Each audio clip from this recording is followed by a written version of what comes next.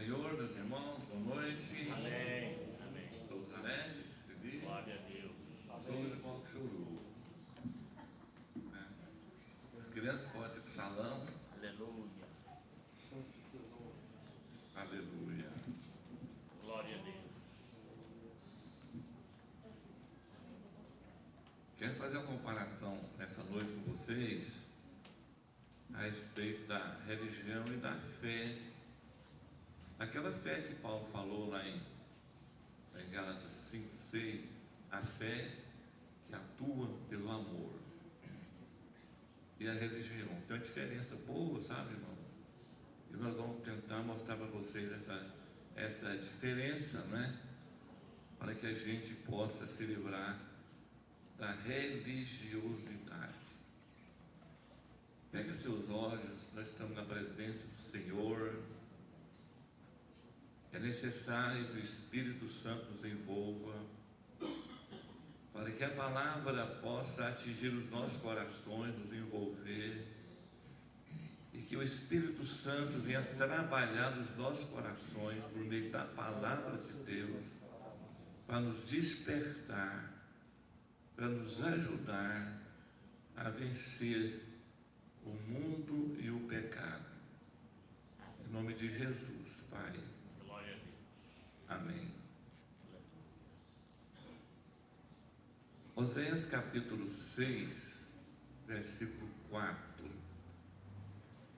Tem uma expressão muito interessante, que fala o seguinte: o que eu hei de fazer com você, Israel? O que eu hei de fazer com você, Judá? O que eu hei de fazer? Algumas traduções até não tem essa frase, outras têm essa frase, outros falam Efraim, outros falam Israel, mas é uma queixa de Deus diante de um problema. Ele expressa o que eu hei de fazer com Israel, o que eu hei de fazer com Judá.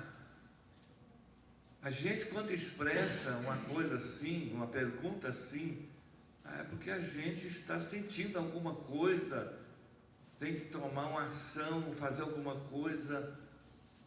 Talvez a gente nem quer fazer aquilo, mas aí vem na sequência a razão dessa expressão: o amor de vocês é como a neblina, como a cerração do dia que passa logo, é como o orvalho das primeiras horas, acaba. Então a situação que Deus está diante dela era a falta de amor de Israel e de Judá, a nação toda. Deus está reclamando aí que a nação não tem amor,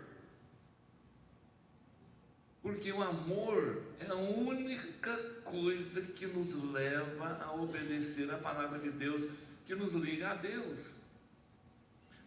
E aí vem a sequência: por isso eu vos feri com os meus profetas, ou vos despedacei, como diz uma outra tradução, e com as palavras da minha boca eu vos matei, e o meu juízo vem como a luz, como um relâmpago sobre vocês.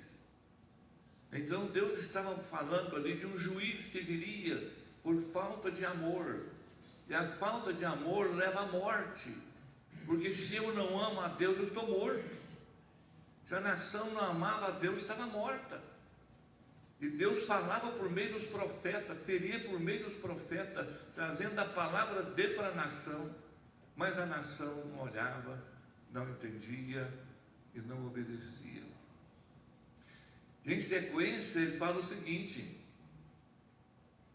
o que eu quero é misericórdia em vez de sacrifício, é conhecimento de Deus em vez de holocausto.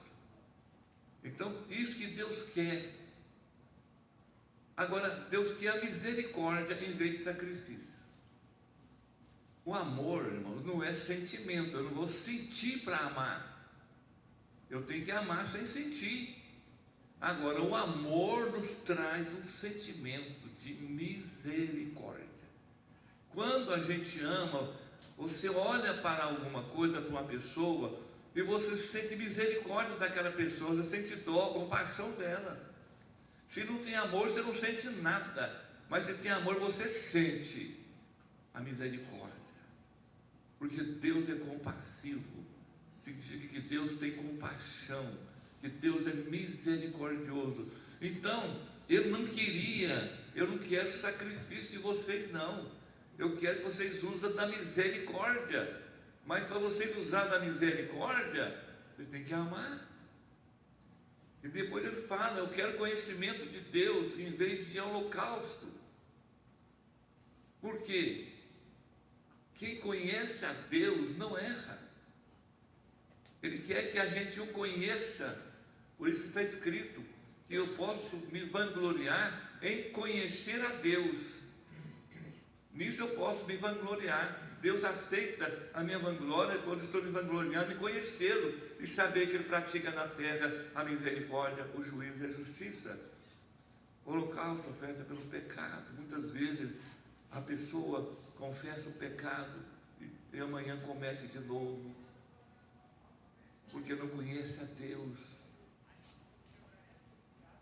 E em seguida, ele fala o seguinte: vocês quebraram a aliança com Adão e traíram com as suas obras. É uma queixa muito forte de Deus para uma nação. A nação tinha traído ele com a idolatria, a feitiçaria, as maldades, com tudo que não presta. Então, o que é uma religião? São práticas. Eles eram fervorosos nas práticas do sacrifício, nas práticas dos holocaustos, nas festas eles ofereciam sacrifício, ofereciam holocausto, mas isso não tinha valor para Deus, porque faltava neles o amor. Jesus fala o seguinte em Mateus capítulo 12, olha o que Jesus fala. Os discípulos passaram com ele no sábado numa seara. Os discípulos estavam com fome, pegaram algumas espigas para comer. Aí os fariseus vêm atrás de Jesus e falam: seus discípulos não guardam o sábado? Aí Jesus argumenta: vocês não leram o que o Davi e seus homens fizeram quando comeram o pão da presença, da preposição, que só o sacerdote podia comer? Vocês não sabem, vocês sabem que no templo o sacerdote viola o sábado e fica impune? Aí Jesus fala: se vocês soubessem o que eu quero, misericórdia em vez de holocausto, não teria condenado muitos inocentes. Jesus usa essa expressão de Oséia, porque eles eram materialistas, religiosos, e não tinha amor no coração deles, não tinha misericórdia. E Jesus falou o seguinte: se vocês entendessem isso, que a misericórdia está na frente do holocausto, vocês não teriam condenado muitos inocentes. Significa o quê? No juízo deles, porque não tinha amor, eles fazem justiça, condenava pessoas inocentes, praticando holocausto, sacrifício. Então, em outras palavras, o que vale diante de Deus não são as ações, são que sai do coração, o amor. O amor é que vai me ligar a Deus. Eu posso ser um religioso, eu posso, como Paulo falou, falar a língua dos homens e dos anjos. Eu posso ser profeta, eu posso ter uma fé tamanho de remover montanhas, eu posso ter um conhecimento, uma ciência muito grande, eu posso dar todo o dinheiro que eu tenho para os pobres, eu posso fazer sacrifício, eu posso entregar meu corpo para ser queimado. Se eu não tiver amor, nada me aproveita. Então, tudo isso são capa de uma religiosidade com a falta de amor. E Jesus, no capítulo 23 de Mateus, ele dedica o capítulo todinho a respeito dos escribas e fariseus. Ele começa dizendo o seguinte: olha, vocês vão ouvir tudo que ele mandar vocês fazer, mas não os imiteis. Por quê? Eles pregavam certo, eles estavam com a lei na mão, eles ensinavam a lei, os mandamentos da lei, mas não praticavam. Não praticava. Só rito, mais nada. E no versículo 14, Jesus fala assim: ai de vós, escribas e fariseus hipócritas, que devorais as casas das viúvas e, para justificar, fazem longas orações. O juízo de vocês será mais severo que o dos outros. Eles, com a roupagem religiosa, eles aproveitavam de uma viúva que não tinha ninguém e tiravam os bens da viúva, exploravam as viúvas. Jesus disse que o juízo dele seria muito mais severo. E ele se justificava fazendo longas orações. E Jesus continua dizendo sobre isso, outro fato muito interessante, já no versículo 16, quando Jesus fala assim: olha, vocês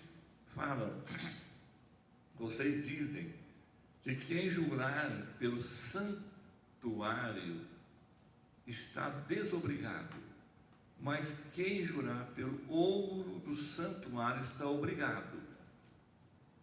Aí Jesus disse: hipócrita, qual é o maior?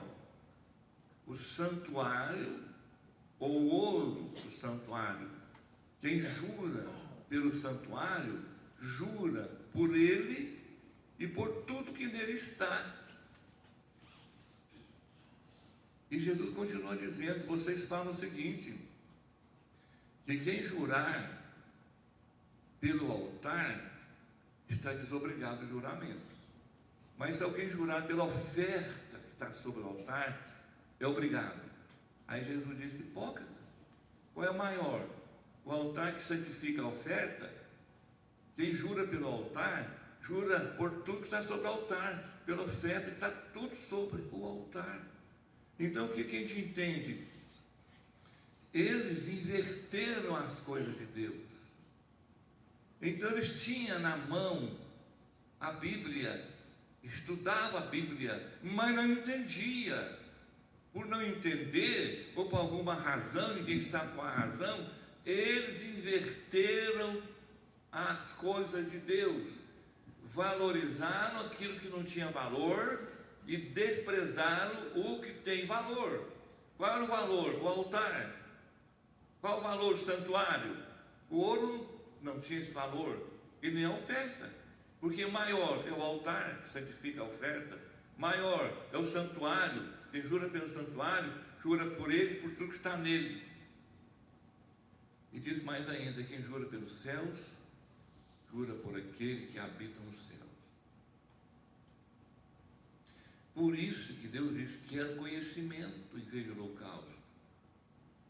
A gente tem que conhecer a Deus, as coisas de Deus, para a gente não inverter também os valores. Muitas vezes nós estamos invertendo os valores, por não conhecer a Deus. Agora, conhecer a Deus, se não tiver uma ação do Espírito Santo dentro de nós, para nos dar a revelação, o entendimento da palavra, é como está escrito, que a letra mata, mas o Espírito vivifica. Eu não posso só ter a letra, eu tenho que ter a letra e o Espírito. Porque o Espírito vai me ajudar a entender a letra, o Espírito vai me ajudar a entender a palavra, o significado da palavra, o que Deus quer. O que Deus quer? Misericórdia, não sacrifício. Agora, se nós usamos de misericórdia, se nós conhecemos a Deus, o sacrifício vale e a oferta vale. Aí Deus aceita. Deus não fez assim com Jó, quando falou para os amigos de Jó: olha, vai lá em Jó para eu orar por vocês e oferecer sacrifício para vocês, porque dele eu vou ouvir, eu vou aceitar. Por quê? Porque Jó amava a Deus, e a prova que ele amava a Deus é que suportou todo tipo de provação, sem murmurar, sem blasfemar, sem acusar a Deus de nada. E os amigos dele que vieram de longe acusaram a Deus. Então Jó amava a Deus, então de Jó eu aceito. Então, se nós amamos a Deus, Ele aceita a nossa oração, Ele aceita o nosso jejum, Ele aceita o nosso sacrifício. Mas se nós não amarmos a Deus, o nosso jejum é vão e a nossa oração também vai ser rejeitada por Deus, não é? O ato de misericórdia é que revela amor. Lucas 10, 25 é sobre aquela passagem do escriba, né, que quer provar Jesus e pergunta quais são os mandamentos. Depois ele mesmo responde. O primeiro mandamento é amar o Senhor Deus de todo o coração, com toda a alma, com todo entendimento, toda a força, e o próximo como a ti mesmo. Aí Jesus diz para ele: então vai, faça isso e você vai viver. Quem é meu próximo? Aí vem a parábola do samaritano. Um judeu descia de Jerusalém para Jericó, foi assaltado, deixado de ser morto. Passa um sacerdote, quando vê, sai de lá. Vem um levita, quando vê, sai de lá. Quando chega o samaritano, a Bíblia diz que ele teve piedade, compaixão. O que levou o samaritano a fazer essa obra a respeito do seu inimigo, talvez, seu adversário, foi o amor. Porque quem ama tem compaixão do próximo. E aí Jesus pergunta para ele: qual foi o próximo do homem? Aí o próprio escriba responde: aquele que teve compaixão. O nosso próximo é aquele a quem amamos, que nos leva a ter compaixão, de olhar para até um inimigo nosso, um adversário, e ver, sentir, ele vai morrer e vai para o inferno. O que eu posso fazer por ele? Orar. A compaixão, o amor, me leva a orar. A qualquer pessoa. Não só para o meu pai, para minha mãe, minha mulher, meus filhos. Qualquer pessoa. Meu inimigo, meu adversário, aquele que me passou para trás, aquele que falou mal de mim,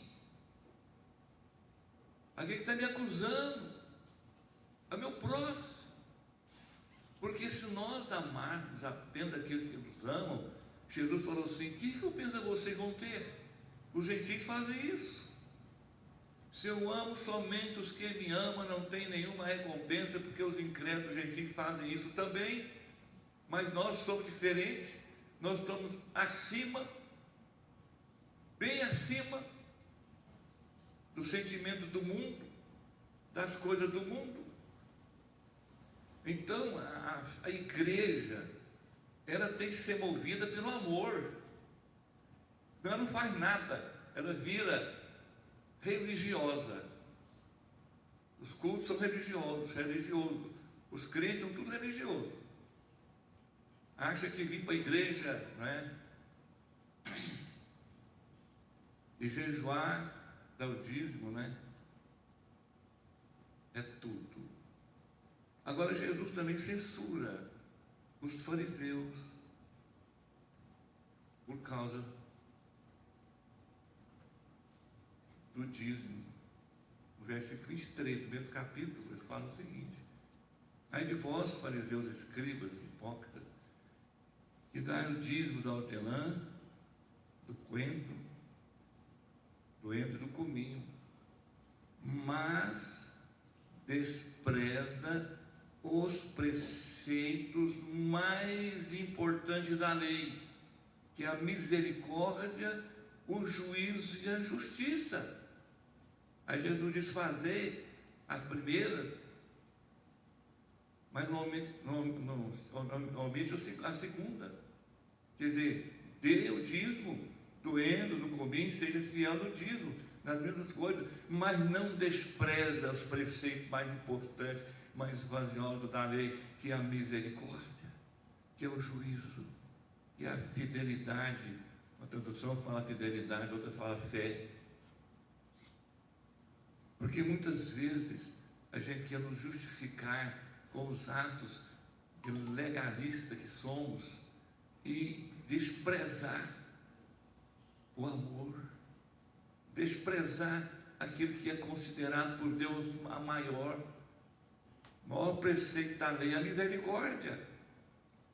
Porque quando alguém tem misericórdia é porque ele ama. Quem não ama não tem misericórdia.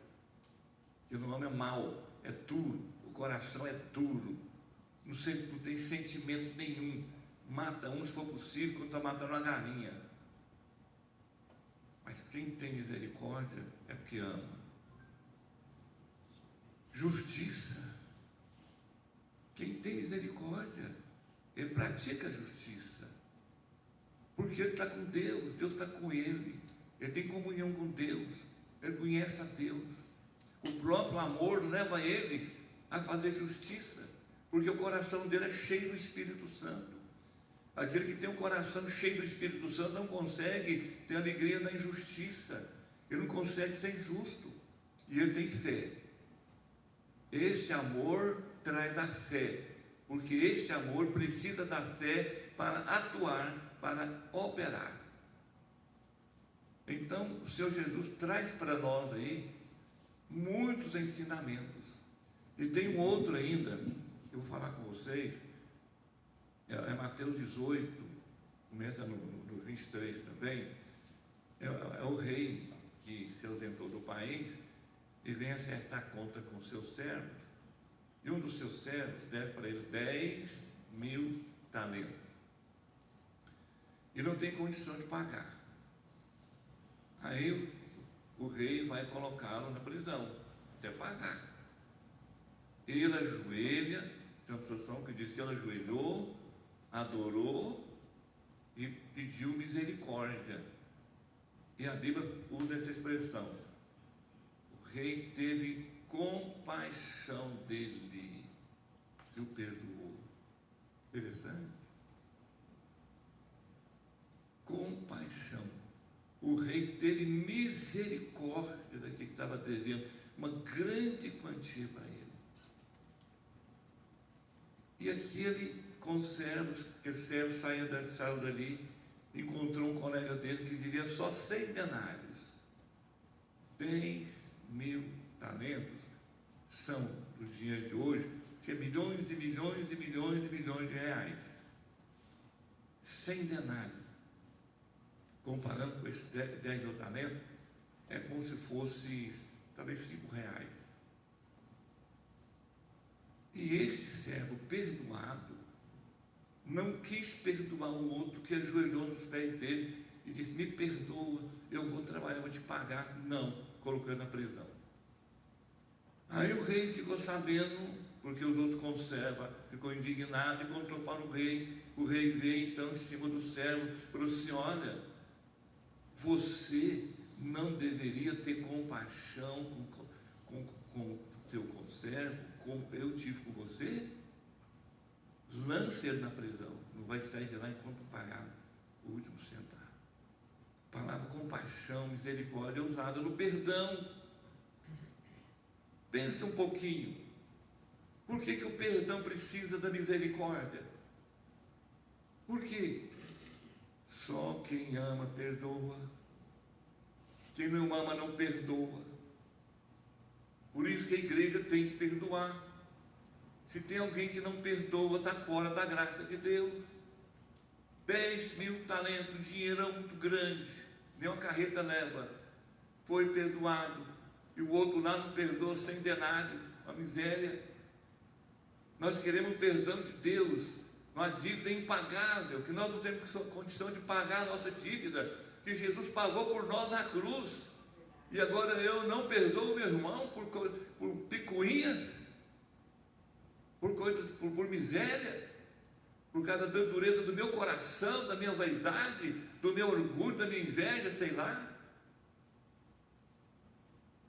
O perdão faz parte de uma vida cristã junto com Deus. Quem não perdoa não tem a graça de Deus. A Bíblia não mente. A Bíblia não mente. E o perdão só perdoa aquele que ama o próximo. Não é amar o pai, não, e nem o filho, não. É o que ama o próximo. Quem é o próximo? Quem fez mal para você? Quem é o próximo? Seu vizinho que vai para o inferno. Quem é o próximo? Um aleijado se encontrou na rua e condoeu com ele e vou orar por ele. Irmãos, a oração remove a montanha. Se a gente pega uma pessoa para orar por ela e ora lá 30 dias ou 60, o que custa? A gente está fazendo um trabalho para Deus, que Deus, ouvindo a minha oração, a sua oração, Ele vai cuidar da pessoa. Quando Ele ouve a nossa oração, o problema agora é com Ele. Ele vai fazer o que é daquela pessoa. Ele vai converter numa igreja nem que você conhece, não é? Como eu fiquei sabendo de uma história muito interessante. Desculpa. De um senhor muito velho que aceitou a Cristo um mês mais ou menos antes de morrer. Adoeceu e com a doença ele aceitou pessoas orar para ele lá. E ele, antes de morrer, 7 dias, ele aceitou Jesus, confessou a fé em Cristo. Morreu salvo. Quem era a mãe dele? Uma crente. E morreu muito antes dele. Deus ouviu a oração da mãe, salvou o filho dela na última hora. Porque Deus escuta a oração dos seus servos, irmãos. Se você tem uma vida reta com Deus, você pode orar. Você não vai ver hoje, talvez amanhã, a resposta da sua oração, mas um dia ela vai vir, porque Deus aceita, Deus não rejeita a oração de um servo que tem um coração contrito, um servo que ama Ele, um servo que luta pela causa dEle, que renuncia às coisas por causa dEle, um servo que sofre a fé por amor a Ele. Ele não rejeita, irmão. Ele não rejeita. Assim como Deus é justo e pune, assim também Ele é misericórdia e salva. O ladrão da cruz não foi salvo na última hora. Jesus não acusou ele dos seus pecados. Deus tem uma facilidade muito grande de perdoar. Jesus tem uma facilidade muito grande de perdoar. Por isso que Deus mandou Cristo para nos salvar, porque nós somos maus, cheios de tanto pecado, de tanta maldade. Mas Deus nos ama, e Ele tem facilidade de nos perdoar, então Ele nos perdoa. Se nós aprendermos como igreja que o amor está acima de tudo, e que eu tenho que amar, como eu disse, eu não vou sentir para amar, Mas se meu coração está cheio de amor, eu vou sentir misericórdia pelas pessoas. Quem não tem amor não tem misericórdia. Por isso que Jesus disse para os fariseus: vocês não sabem o que significa que Deus quer misericórdia e não sacrifício. Falou para eles. Porque a misericórdia está acima de sacrifício. A misericórdia é que leva as pessoas a ajudar as outras. E outra coisa, quem não ama a Deus não obedece, porque tem renúncia. Se eu não tenho amor no meu coração, eu não dou conta de renunciar o pecado. Eu não dou conta de humilhar. Eu continuo soberbo, achando que eu sou o tal, que a minha oração é melhor do que a dos outros, que eu sou melhor que todo mundo. A gente, é terrível esse pecado que nós herdamos do Adão, é terrível, que está dentro de nós, essa coisa impregnada. Por isso que nós temos que vigiar, como Paulo diz: orai sempre no Espírito, vigiando. É vigiando, é policiando, nós policiando a nós mesmos, as nossas ações. Portanto, meu irmão, minha irmã, vamos colocar no nosso coração que nós precisamos de amar. Se eu não dou conta, eu vou para a presença de Deus. Deus tem solução para tudo. Se Ele olhar e ver uma pessoa de joelho clamando a Ele e confessando: eu não dou conta de orar, eu não dou conta de amar, eu não dou conta de obedecer a Tua palavra, mas eu quero, não dou conta, o Senhor me ajuda. O Senhor tem nas mãos o poder, me envolve com o Teu Espírito, me dá força, me enche com o Teu Espírito, me batiza com o Espírito Santo, muda a minha vida. Então o querer está em nós. Nós é que temos que ter a iniciativa de ir para a presença de Deus e confessar e pedir o que eu não tenho. Eu não tenho amor, eu tenho que pedir para Deus. Então Deus me ajuda eu a amar, porque o amor dele já foi derramado em nossos corações pelo Espírito Santo. Mas Deus não derramou o meu amor para Ele. O meu amor para Ele tem que nascer aqui dentro, é um fruto do Espírito Santo. Tem que nascer aqui. É comigo. É com você. Estão entendendo, irmão? Aleluia. Difícil, não é? Fácil não. Por isso que Jesus disse: o caminho que conduz à salvação é estreito, a porta é estreita. E ele diz mais ainda: esforçai-vos por entrar pela porta estreita. Largue a porta, espaçoso é o caminho que conduz à perdição, e muitos entram por ele. Então, para a gente andar no caminho estreito, no caminho da fé, tem que ter esforço nosso. Você tem que querer, tem que esforçar, tem que ter uma vida de oração, tem que ter comunhão com Deus, e tem que amar o próximo. Aí que está o problema. Amar meus filhos é muito fácil, amá-lo de fora não é fácil. Aleluia, como que Deus é maravilhoso, irmãos. Aleluia. Louvado seja o nome do Senhor. Glória a Deus. Feche seus olhos. Hoje nós podemos mudar a nossa vida aqui e começarmos a buscarmos a Deus, para Deus nos ajudar a suprir aquilo que falta em nós, nos ajudar a amar, a obedecer, dar-nos força para resistir o tentador.